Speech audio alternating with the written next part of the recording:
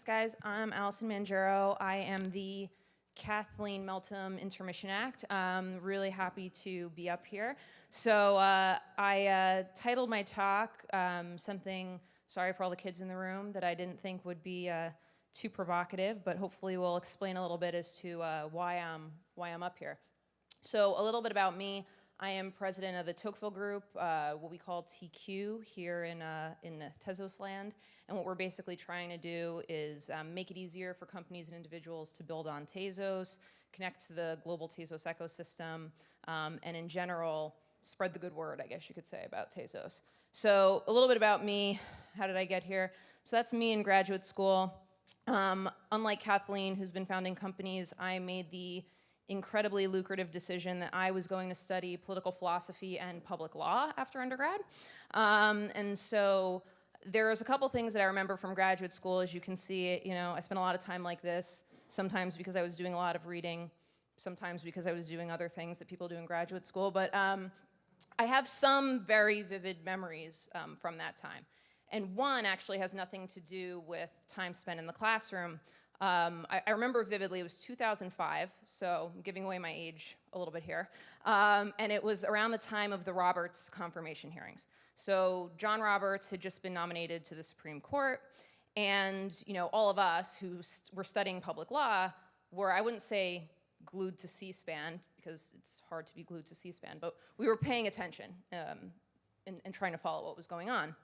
So one day I received a call from my father, and I was actually, like I said, this is a very vivid memory for me. So I was running on a treadmill. I get this call from my father, and it's my father, right? So I answer the phone.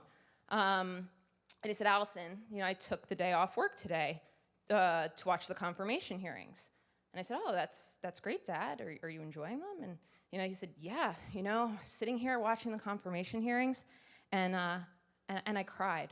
I just started crying. And do you know why I started crying? And I'm thinking to myself, no, this is really odd, Dad. I have no idea why you were crying watching the confirmation hearings. So for a little context, that's my father. He was a police captain in a pretty rough city in northern New Jersey, standing next to the chief of police. Looks kind of like something out of Goodfellas. So the man didn't cry very much, right? And so he's explaining to me that he's crying watching these confirmation hearings. And so I say, no, why, Dad? Why are you crying? And he said, because that's how much I love the law. And I'm like, oh, well, me too. That's what I'm here doing, This is pretty much what I do every day, all day, day in and day out. And he goes, no, you don't. Because if you truly loved the law, you would have become a lawyer. Like I told you to. And I was like, well, sorry. So, I guess I was a bit of disappointment to my dad. But then I became a libertarian and eventually moved into crypto. So I guess my decisions throughout my life have just been kind of a series of things that have been very confusing to my parents. So what does this have to do with anything? I'm not going to talk to you today about the law. I very clearly don't love it. My father made that clear years ago. I'm not going to talk to you about political science. I'm not going to talk to you about the fact that I'm obsessed with a French aristocrat named Alexis de Tocqueville. That I did name my company after Tocqueville. I think Tocqueville's great, but this talk is not about Tocqueville. If you want to learn more about Tocqueville, find me during a break, and we can have a very long conversation about that.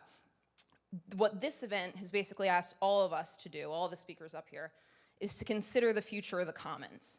And so, to me, I think this is a very foundational moment. It's up to us, the Tezos community, to show the world that a global digital community is actually capable in practice of marrying empiricism on the one hand and rule of law on the other. That we're capable of establishing governance by reflection and choice, and not, as Hamilton says in Federalist 1, by accident and force. So that's a part of this, but the bigger part of this to me is that it's also time that we need to start explaining to the rest of the world, the people outside of this community and outside of the blockchain space in general, why this is important in a way that they can actually understand. So what does this have to do with Tezos? So Tezos OGs in the room, you'll probably recognize this. Tezos was originally positioned, round of applause. Tezos was originally positioned as a new digital commonwealth. So Tezos was positioned as a new decentralized blockchain that governs itself by establishing a true digital commonwealth, facilitates formal verification, a technique which mathematically proves the correctness of the code governing transactions and boosts the security of the most sensitive or financially weighted smart contracts. That's super interesting. So I was always fascinated by the way that societies came together and figured out what their institutions were going to be, how things were codified into law, how informal norms, what Tocqueville calls mores. See, I said I wasn't going to talk about Tocqueville, and here I am. But anyway, what Tocqueville calls mores or habits of the heart, how all of those things influence the way that society functions and whether or not the structures that they establish actually stand the test of time. So the idea that Tezos would be the first digital commonwealth was super interesting to me. It was really compelling, but I wasn't without my questions about it. So I started down the blockchain rabbit hole. And what became interesting to me in particular was this. The promise of blockchain, generally, and we all know this, is the ability to create a decentralized database that is efficient without creating a centralized authority. I heard someone make the point that blockchain technology, that with this technology, for the first time, we can lower uncertainty without institutions, without middlemen. We can do it with technology alone. And that sounds awesome.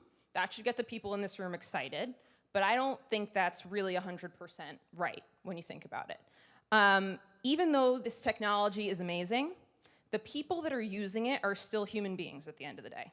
We need to make sure that the system that we're creating, whether that's the on-chain governance mechanism itself, the way we talk about governance off-chain, or the way that we talk about Tezos generally speaking, is the best and most accessible that it possibly can be. We have to make sure that incentives are aligned. We have to make sure that we're having our decisions be informed not just by people at the top of their game in computer science, which, by the way, they are, but people also at the top of their game in game theory, in democratic theory, in other spaces. Most importantly, we need to start communicating about Tezos effectively. The self-amending cryptographic ledger may be sexy to some of you people in this room, but it doesn't sell, all right? When I tell my husband, we just had a historic first vote on chain, and he's like, oh, that's so cool. What did you guys vote on? I'm like, gas limits and roll size. And the thing's gonna go through, it's gonna be great. He looks at me like I am out of my mind. We need to fix this, right? So to me, going back to the beginning, and what does this all have to do with public law and political philosophy, you know, I think we're not unlike the American founding fathers, who were the revolutionaries of their time.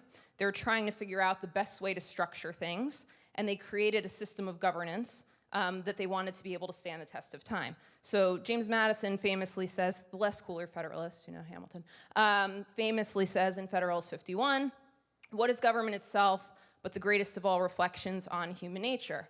And continuing on, because old professor habits die hard, if men were angels, no government would be necessary. If angels were to govern men, neither external nor internal controls on government would be necessary. In framing a government which is to be administered by men over men, disregard that part for the time being here, the great difficulty lies in this. You must first enable the government to control the governed, and in this next place, oblige it to control itself.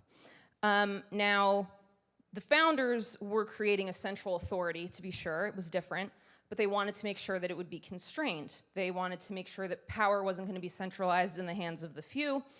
They wanted to prevent tyranny at the federal level, at the state level. They wanted to prevent tyranny of the majority, ensure that special interests wouldn't get together and tyrannize over other groups in the society. They wanted to make sure varied interests would be represented and that rights would be protected. These guys, Hamilton, Madison, and Jay, wrote the Federalist Papers, which are now cool again because of the musical Hamilton.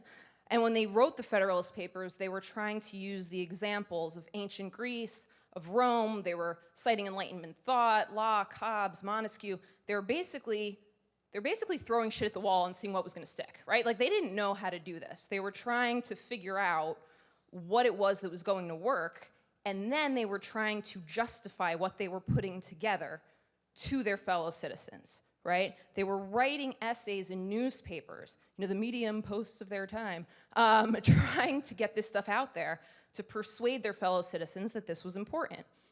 So the two main points here are that they didn't know if this was going to work, but they were determined to try. And they were determined to put together a system that was going to make sense. I think we have that part together. Second of all, they knew they had to sell to their fellow citizens. I don't think we quite have that part together yet. So to be clear, I'm not suggesting an on-chain constitution. I'm just going to leave that right there. What I'm suggesting is what we can learn from these guys is that they were hype guys a little bit. They were thoughtful. They could back their claims up.